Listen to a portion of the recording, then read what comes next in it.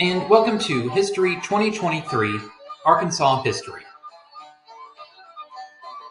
Lecture title Hard Times. In most accounts of America during the 1920s, the decade is presented as one of prosperity and high living. Certainly not for everyone, but for at least a large chunk of the population. It was a time of glitzy parties, young men and women dancing all night to the latest jazz music, and just glamour all around. However true this image might be in some parts of the country, very little of it applies to Arkansas. In its case, there was no such thing as the Roaring Twenties. Instead, the decade brought for many a retreat from the progress and optimism that had characterized the previous era, and the onset of a prolonged period of uncertainty and stagnation. To explain why this was the case, and why Arkansans' experience of the 1920s differed so sharply from that of some other places, we have to first keep in mind that as much urban development as had occurred over the past generation or two, the state was still overwhelmingly rural, with a majority of its citizens engaged in either agriculture or a line of work directly tied to agriculture. So the economic health of Arkansas as a whole continued to be heavily dependent on the health of the agricultural sector specifically. In the 2 decades before about 1920, this sector had actually been in a relatively good place. For a variety of reasons, the downward trend in crop prices that had brought on the agrarian protests reversed itself in the late 1890s, and for the next 2 decades, there was a steady climb across the board. Cotton, for example, jumped from 6 to 34 cents a pound between 1899 and 1920, so that, while Arkansas farmers continued to be heavily dependent on this one crop, doing so was far less damaging economically than it had been. Some were even able to pull themselves out of the extreme indebtedness they had been driven into. The more enterprising farmers, though, were trying to escape this over-reliance on cotton, despite its renewed profitability, and to break into other crops. Some turned back to older items like corn and wheat, which themselves at least quadrupled in price during the same period, and in north-central counties, where new railroad construction provided access to such shipping points as Eureka Springs and Helena, apple and peach growing expanded dramatically, as well as vegetable-oriented truck farming. By far the most important long-term agricultural development, however, was the burst in rice production. Experiments with rice had been made in the early 1890s, but when a Carlisle farmer, William Fuller, attempted it on a large scale in 1904, he made a 70% profit, and large swaths of land across the easily flooded delta were quickly converted from cotton to rice. By 1919, Arkansas was the nation's second largest rice producer, behind only Louisiana, harvesting some 6.8 million bushels. So, all in all, not too bad.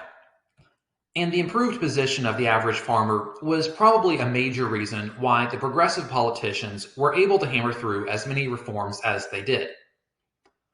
But right around 1920, this trend underwent yet another reverse. In the case of the food crops, the main reason for this was the end of World War I. The extensive fighting carried out on the European continent had prevented farmers from raising their own crops, so that there had been a high demand for American corn and wheat and fruit. With the end of the war in 1918, though, they were able to get back to work, and in the next couple years, European production shot up, and demand for American crops, whose planting had been ramped up to take advantage of the situation, collapsed. Again. In a span of just a couple of years, the price of corn and wheat dropped by more than half, with similar declines across the board. Rice growers got by all right, having less of an overproduction problem, but the days of high profits were over. As for cotton, the main problem now was not so much overproduction in and of itself, but rather the fact that it was right around 1920 that synthetic fabrics such as rayon were perfected and introduced, and which proved highly popular right away.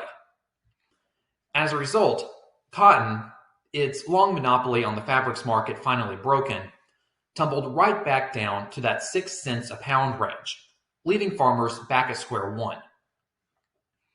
To add insult to injury, more accurately, to add injury to injury, there was a series of natural disasters throughout the 1920s.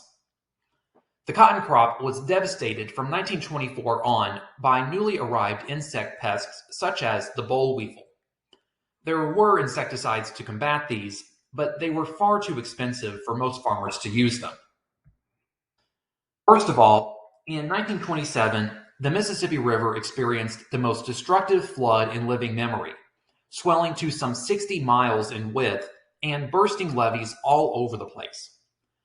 Over 2 million acres were flooded, far more than in any other state, and some 350,000 residents were left homeless. Even with support from the federal government, the Red Cross, and any number of private donors, it would take months, if not years, for the Delta to recover from the 1927 flood, and some historians have traced the later demographic and political shifts in eastern Arkansas to this one event above all others. During the 1920s, therefore, things just seemed to go from bad to worse for most farmers in the state. Those who could tried means of getting around these problems, including crop diversification and the use of tractors and fertilizers, but just as in the late 19th century, few were in a position to do so. The total value of farms in the state fell by over a fourth in the 1920s, and many growers were pushed right back into the tenancy and sharecropping they had recently seemed likely to escape. So what about the urban and/or industrial bloc in the state? Was it compensating for this downturn somewhat? Well, not so much. Here too, the late 1910s and early 1920s marked a turning point, and not in a good way. Until that time, some of the older occupations, such as timber harvesting and coal mining, had continued to expand, especially the former. The tapping of virgin forests in the Northeast on the one hand, and the wartime demand for such wood products as gun stocks on the other, had the lumber mills going at full steam, and as an aside, accelerated the growth of Jonesboro, among other cities, as a manufacturing and transport center. Military demands also led to the more effective exploitation of a variety of metallic resources in the state. In particular, a major deposit of bauxite, the ore from which we get aluminum, had been discovered in Saline County back in the 1890s, but it was not until World War I that large-scale mining and processing of the material became truly profitable. By 1917, the county's mines, centered especially around the new town of Bauxite, named in honor of the ore, employed some 2,000 people and were responsible for most of the aluminum production in the U.S., if not the world. For similar reasons, mining of lead and zinc also increased dramatically, especially in a portion of the Ozarks centering on Harrison. And in Little Rock and other larger cities, there was a continually growing manufacturing base. Even by the 1910s, an automobile factory or two. Nothing that could compete with Detroit, already the capital of the American auto industry, but still something.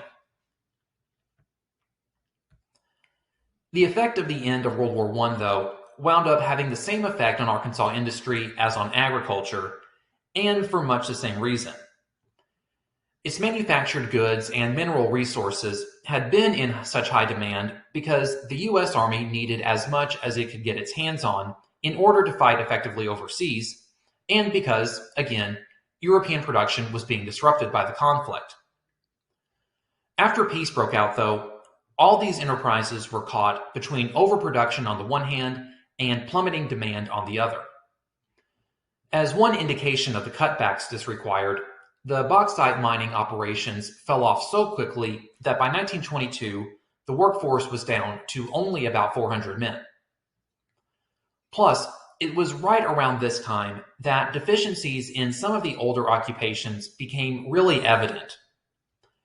By 1920, Arkansas was finally running out of forests for logging operations, and the timber industry's output began to drop, slowly at first, then more dramatically. The number of logging companies, which stood at about 1,700 in 1909, had dropped to 1,500 in 1920 and only 625 by 1929, with actual lumber production falling at a similar rate. And though coal mining did not quite collapse on this level, some of the older mines had started to be exhausted during the 1910s. Between these and other causes, competition from larger out-of-state companies, the renewed lack of purchasing power among farmers, etc., nearly 60% of Arkansas's manufacturing businesses either shut down or moved away between 1919 and 1921, putting thousands of people out of work just as others were returning from war and looking for jobs. In all of this, there was one definite bright spot.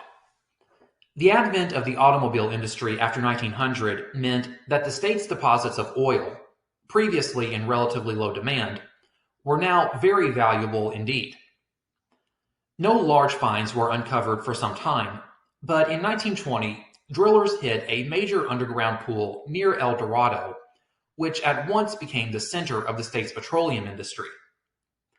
Within a year, there were some 500 wells in operation, pumping out over 10 million barrels of oil.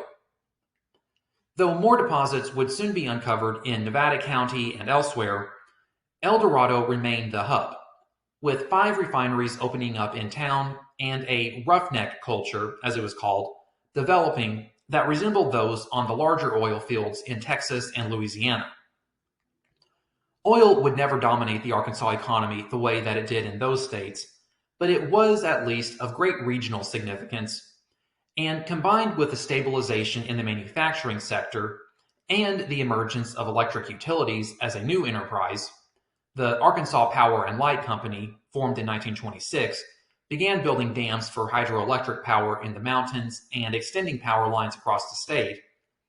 There was a bit of an industrial recovery towards the end of the decade. Still, it was a far cry from the bright future envisioned by many city dwellers when the century began. The economic stagnation of 20s Arkansas had a number of social effects, the most obvious of which came in demographics. For the first time since its founding as a territory, the rate of population increase per decade fell well below 10%, essentially flatlining for the next 40 years.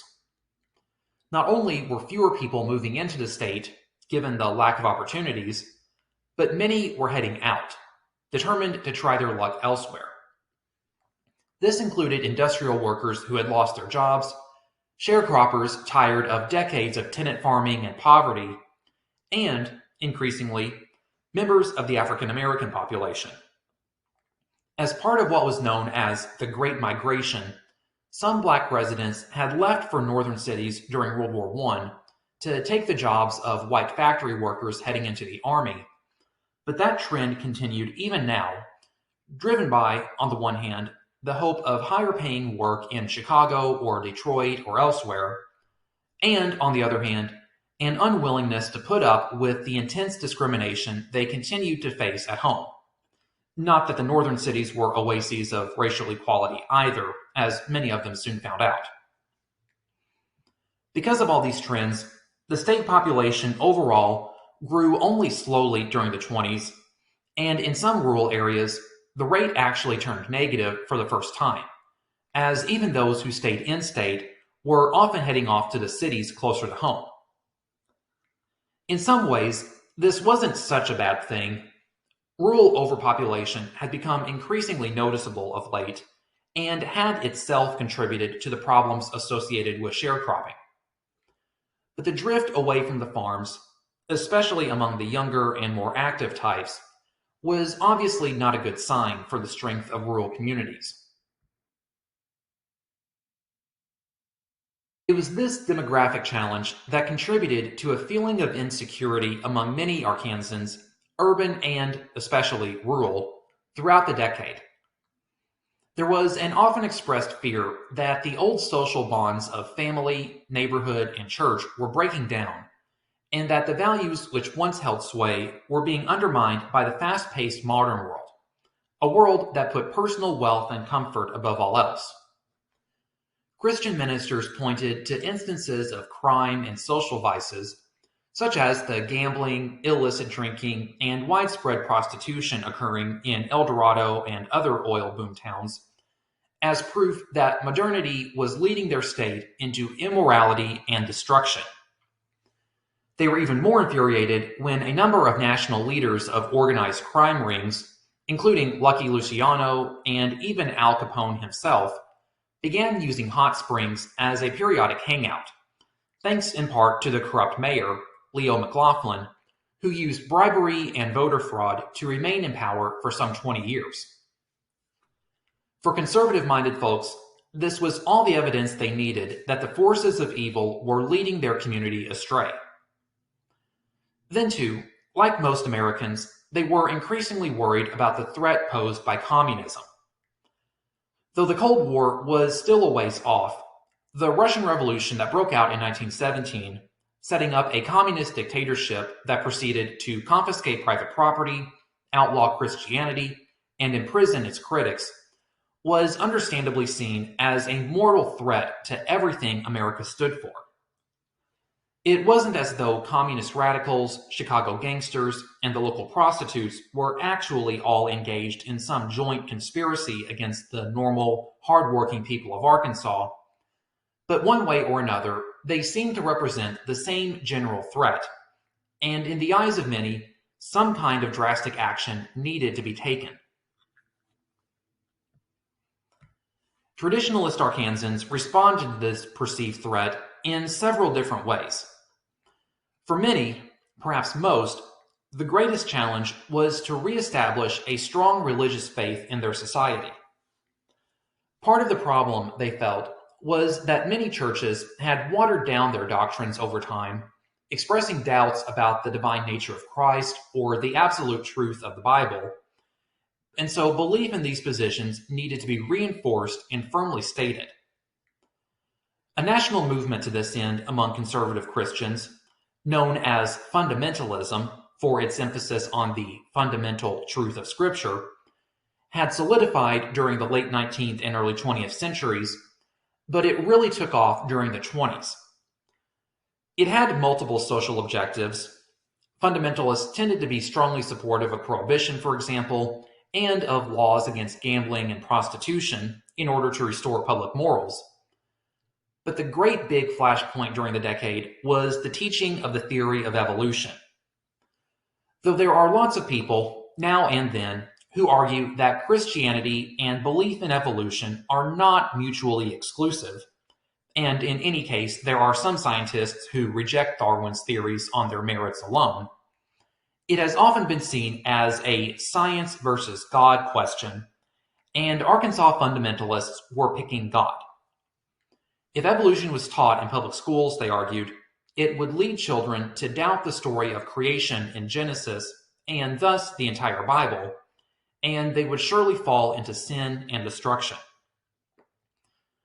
The most famous fight over evolution came in Tennessee in 1925 in a test case known as the Scopes trial, but major public controversy over it was raised in Arkansas too.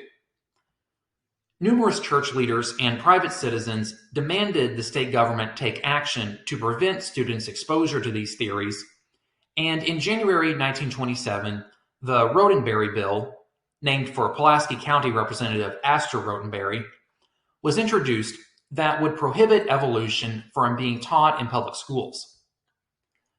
Considerable opposition to the bill emerged within the state, led in part by faculty and students at the University of Arkansas, the former arguing it muzzled freedom of speech, the latter fearing not learning about evolution might have an adverse effect on their careers, and the bill was ultimately defeated. However, a Little Rock Baptist minister, Ben Bogard, promptly formed the American Anti-Evolution Association and campaigned to get a version of the bill put before state voters. This effort paid off, and in November 1928, an anti-evolution law was approved in a landslide, winning over 60% of the vote and all but 5 counties. Though opponents of evolution are controversial today and often get stereotyped as ignorant Bible thumpers, fundamentalism was not in and of itself a malicious force. Whether its fears and goals were justified or not, it was at least well-meaning. The same cannot be said of one of the other phenomena typically associated with the 20s, and that was the resurgence of the Ku Klux Klan. As we saw some time ago, the original version of the Klan had been snuffed out at the end of the 1860s due to measures taken by the Reconstruction government, though some sporadic white supremacist groups in the following decades had adopted a few of its elements. In 1915, however, the Klan as a national organization had been refounded in Atlanta and over the next few years set up state and local chapters across the U.S.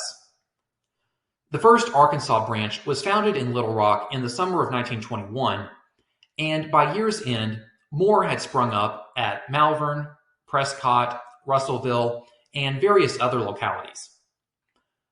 Already the following summer, the Grand Dragon, one of the high-ranking leaders, claimed that the KKK had 104 local chapters in the state with a total membership of some 25,000. It's worth noting that this new version of the Klan, unlike the original, was not aimed specifically at terrorizing African Americans. In fact, it wasn't even a specifically Southern organization. States like Indiana and Oregon were often pointed to as the epicenters of KKK activity in the 20s. There were cases, in Arkansas as elsewhere, of Klan members going after blacks who were thought to be getting a little too uppity, or, even worse, involved in sexual relationships with whites. However, they were far more concerned with striking down threats to social order and traditional morality. Such threats could include blacks, of course, along with Catholics and Jews, likewise considered outside the bounds of American racial and religious purity, but the Klan was more likely to get after you for what you were doing rather than who you were. Their list of enemies included communists and other political radicals, corrupt politicians, prostitutes, and bootleggers, as those shipping liquor during Prohibition were known, as well as adulterers and wife-beaters. Basically, if you were thought to be undermining the fabric of society through your actions in any way, the Klan didn't like you. Indeed, the largest single episode of KKK violence in Arkansas, in November 1922, occurred when about 200 Klansmen attacked the gambling halls, saloons, and brothels near the Smackover oil field in Union County, burning many of those establishments to the ground. To many Arkansans, then, the renewed Klan was a symbol not of racial bigotry, but of the attempt to restore decency and ethics to one's community. As a result, and just as in other states, the KKK acquired a degree of respectability and during the early 1920s was a political force to be reckoned with many candidates for office openly angling for the Klan's endorsement. They backed the candidacy of Thomas McRae, last of the progressive governors, during his re-election bid in 1922, and had an effect on everything from state legislative seats to school board races. This ultimately didn't last, though. Many voters, even those in the traditionalist camp, saw the intimidation, beatings, and even occasional murders committed by the group as more harm than help to their cause, and stories of corruption and political ambition among Klan leaders alienated many who had joined it. An attempt by the Klan to seize control of the state Democratic Party in 1924 was defeated, and thereafter the organization rapidly fell apart and ceased to have much influence in the state. Regardless of the success or failure of Christian fundamentalism or the Klan, the antagonism many Arkansans felt for modernism or modernity continued. In fact, it probably increased over the course of the decade. especially as new national trends in culture, the rise of jazz music, for example, which many traditionalists regarded as chaotic and barbaric, were broadcast by the growing mass communication system of movies and radio in addition to newspapers. Though these new technologies were by no means absent in 1920s Arkansas, the state's first radio station, WOK, went on the air from Pine Bluff in 1922, soon followed by others. Producers and audiences alike made sure that within the state, they mostly ran to religious programming, sports, and shows harkening back to traditional folk culture like Amos and Andy. In short, while some in 1920s America spoke of a culture war, certainly not for the last time, between progressives and conservatives, Arkansas was characterized more by a disagreement among conservatives over just how far they ought to go in restoring the old ways. And of course, all this continued to play out against the backdrop of continuing economic stagnation in the state. Though newly elected Governor John Martineau declared in January 1927 that, quote, "Our state is believed by many to be upon the eve of a long-deferred industrial awakening," the reality was a different story. Industry was treading water at best, and as for agriculture, nothing good to say there. Through the rest of the decade, the government had a hard enough time scraping together enough money for funding of education and road construction, never mind any grander projects. As the 1920s came to an end, about the only thing many Arkansans could take comfort in was that the rest of the country was suddenly in the same boat with them. And that wasn't much comfort at all. In the next video, we'll deal with how the state fared in one of the great turning points of the 20th century, the Great Depression and the New Deal.